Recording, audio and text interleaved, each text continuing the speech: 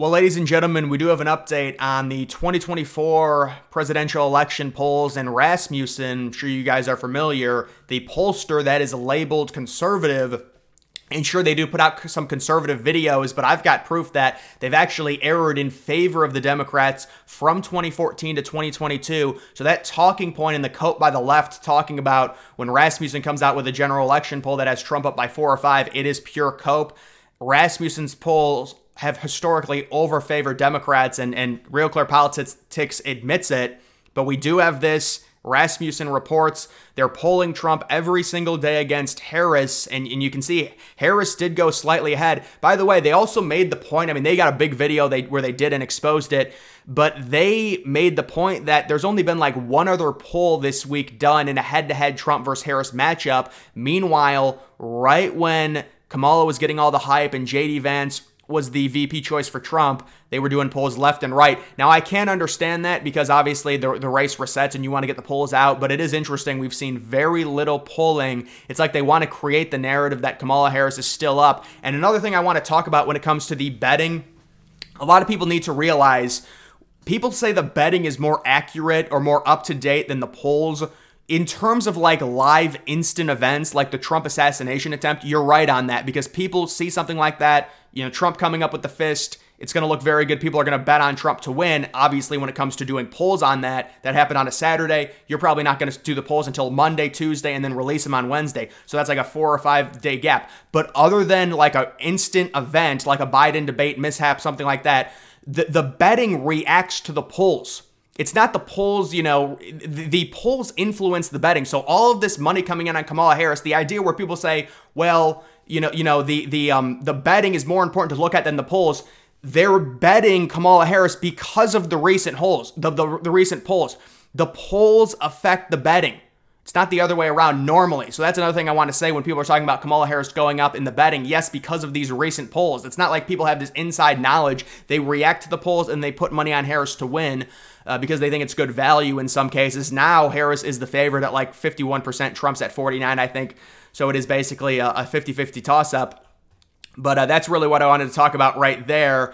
We do also have this Kamala. Oh yeah, the other thing I want to talk about when it comes to Rasmussen, because the left keeps saying this. Where is Rasmussen? This is 2014 to 2022 scorecard of all the main pollsters. Rasmussen, error favoring Democrats at a 65% clip, error favoring Republicans 35%. That includes 2022, where a lot of them say, well, there was a big polling error that was for the Republicans. That's really not true in terms of just general popular vote. In terms of some of the elections, yes, it was, but the general vibe of it, the polls combined had Republicans winning the popular vote by like 2.8. They won it by 2.3 or something, so it was very close. But Rasmussen, I mean, this idea that they're this crazy Republican pollster, when you see, you know, a poll come out that has Trump up by 4 or 5 in terms of the general election, you've got people that throw it away because they say they're biased. Well, then explain to me how they've favored Democrats at a 65% clip versus Republicans only a 35% clip over the past 8 years, including in 2 general elections combined, including with Rasmussen being the most accurate pollster in 2016. So all of this has come out. It's all crazy. I'm also going to look at this. This is something I just caught out of the corner of my eye. I don't think you guys can see this. This is favorability ratings. Biden's at -16. Trump's at -8. Trump's moving up in terms of being more favorable. And there were things that did come out. Like, let's see this. He's got to be moving up at least a little bit because I don't remember. I mean, can this thing load, please? Yeah, Trump's moving up a little bit in terms of favorability compared to where he was. He was at, -17, -18 back in late 2022, early 2023. The assassination attempt did help Trump in terms of favorability because, obviously people are going to feel bad for him and what he did coming up like a badass. That's going to help. And you can see it is pretty crazy. This is something I do want to talk about. So Trump, before the assassination attempt, was sitting at like unfavorability, like -11, and now it's, what is it, -7? So he basically got bumped up 4 points since that attempt. This is very sad to think about. So he almost got killed. He's bleeding from the ear. He hears a bullet whiz past him. It helps him 4 points in terms of favorability. And then when it comes to Kamala Harris, it's a little bit of a different story. So Kamala Harris does basically nothing. Democrats back in February, March said that she was weighing down the ticket and they needed to replace her, not Biden. And you can see what's happened since she's been installed. Minus 16 favorability down to minus 5.5. So she improves 10.5 points in terms of favorability. She doesn't do anything. Trump almost gets shot in the face, comes up and says, fight, fight, fight, to show that he loves his country with the American flag in the background. He goes up 4 points. This is very sad mainstream manipulation onto the American people. And this is what happens. This is how the UK became what they did, which it's mainstream manipulation. So you know what? Kamala Harris, I mean, listen, she was at an approval rating of 38%. And I guess she must have cured cancer. Wait, hold on. What was it at? It was even lower than that. Like, okay, so 38.4. And in the span of a month, she goes up 10 points. I think she, you know what? Oh, I forgot. She did cure cancer on July 17th. I forgot. Oh, that's my bad. I'm sorry. No. Now it makes sense. Now the favorability ratings do make a lot more sense now that I remembered that. I'm sorry. You can see, this is Rasmussen coming out and just exposing all of it. They haven't done any polls recently. They're oversampling Dems in swing states by 5 or 6 points, which was a common thing that they did in 2020 and 2016. And then obviously, also some of this is just the hype that Kamala Harris has gotten as well. It's going to kind of blow her up for a little bit. We've seen this in previous election cycles where a candidate gets a certain amount of hype, they go up significantly, and it's artificial, and then it comes back down. So that's what I would expect in terms of this, and we're already seeing the idea of that happening as well. The man who spread misinformation on Trump's behalf sentenced to 7 months in jail. Oh yeah, the meme about Hillary Clinton, and then liberals did something worse, and they got nothing happened to them, right? And then take a look at this. This is another AI photo. You know, I'm starting to believe that. I almost feel like this is Republicans planting these AI photos because they're so pathetic. So you can see what they've done here. They've got this crowd. It's just a PNG image that they've imported into an actual image of Kamala and Waltz getting off this, Air Force One. And you can see, based off of the reflection on the shiny paint of the plane, that there is no crowd here. You've got this reflection off of one of the engines, the paint of the engines. You can see it seems like a giant truck, and there's just, you can just tell even back here, there's like a mirror, there's just nobody there. So this crowd is completely fake, and they've been doing this, and I exposed this a few days ago about how they faked it at that hangar as well.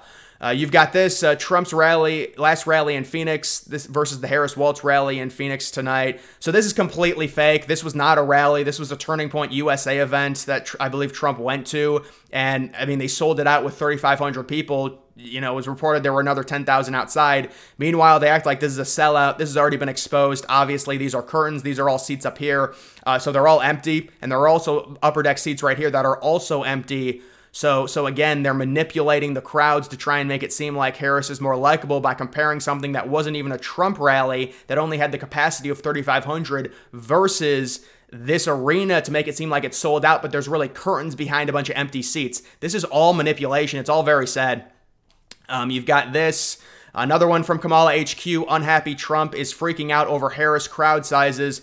It wouldn't surprise me if this was just completely made up, honestly. I would imagine some type of Democratic fake source probably sent this to Rolling Stone to run as propaganda. That would be my guess. I mean, these people just lie and lie and lie and lie and lie. There's just no stopping. It's just constant lies. That's all it is. We've also got the stuff out of the UK is very, very bad.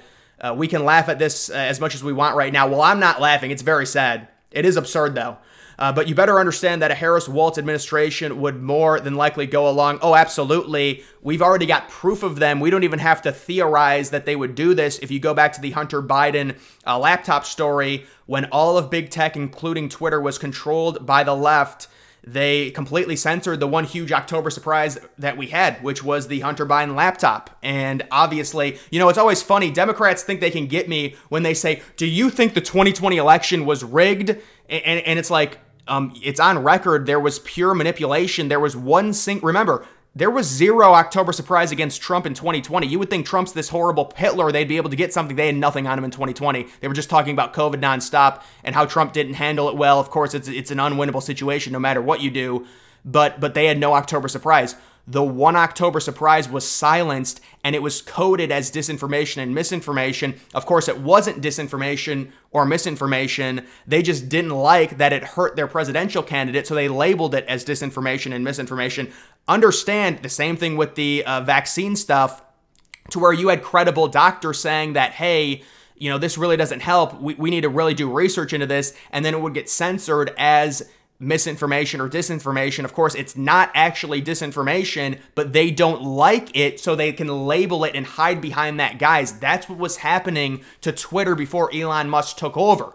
So this idea like they can do this, no, they want to do this. This already happened. You would get conservatives getting banned off Twitter for just saying that they're conservative, and then the liberal response from normal citizens, everyday citizens, these aren't like crazy billionaires or evil people, they're just normal everyday citizens. They were saying that, oh, Twitter's a private company, tough stuff, you know, you don't get free speech on there. And that was what they were saying. So see, these people, they go along with it, and they would go along for sure if something was introduced to where, oh, Trump supporters who say things online could be charged. Liberals would 1,000% support that, 1,000%, I can guarantee you. So this is just all stuff that's happening. And again, we've got proof of this, and this is what Trump needs to say. It's like, these reporters, they think they ask a gotcha question in the 2020 election. Oh, was it rigged? Well, it was manipulated. I mean, there was a single October surprise. They censored it because they didn't like it. They called it disinformation and misinformation. It later comes out that no, it was the laptop was absolutely real. And when you've got an election that's only decided by 40K votes in like 3 different swing states, that type of thing can definitely change an election being 3 or 4 days before the election happening. It's going to influence a lot of people. So that's already been admitted. But guys, when it comes to these polls, you know, Rasmussen, at least from history, they're really not this crazy conservative pollster. You know, this is a group that is conservative. And listen, if Rasmussen had a Republican error at 84%, I would say, all right, yeah, they're definitely, you know, conservative leaning for sure.